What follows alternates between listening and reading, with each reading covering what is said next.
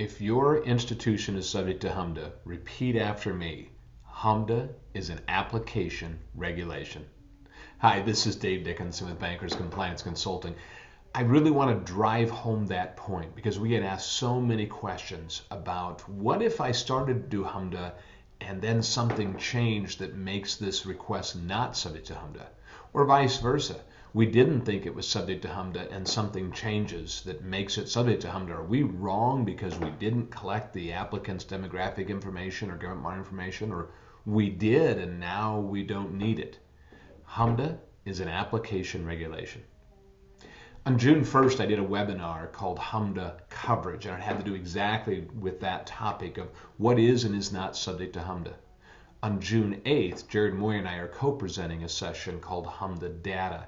And again, we'll be coming back to, now that you've got this information, what do you extract from the loan file or the application to put on the loan application register? And I guarantee you, this question will be coming up again.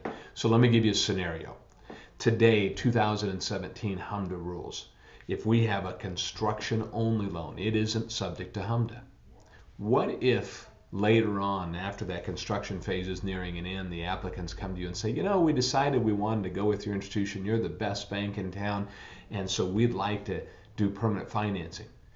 Do you now have two-phase financing and your first one then was exempt from HMDA? The answer to that would be no.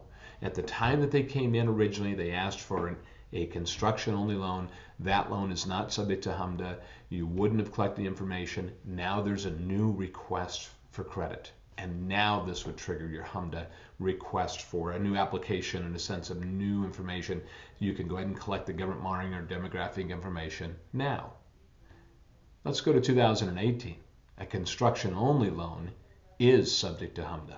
You have to have two-phase financing. So what if you decided, oh, this is going to be a HMDA application, you collect the government monitoring information, and then we get nearing the end of that construction period, and the applicants say, you know, we decided to stay with you. Well, wait a minute, we already put that on a loan application register because it was subject to HMDA, and now we have this new request. Were we wrong to put that first one on the LAR? And the answer again is no. What did you know at the time of the initial request, initial application? Go with that.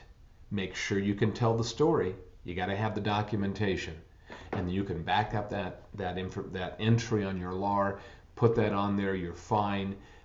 You know, we can always say there's a new request, but we have to be able to show what happened to demonstrate that.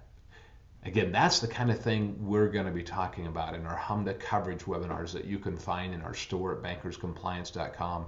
You can still register for the June 8th webinar on HMDA Data. Lots of details like that, lots of things to know, and get that information to your loan officers. One of the best things about our webinars is they're recorded. You can play them back for free. They're yours when you purchase the initial webinar. Plus, we answer all of your questions in writing.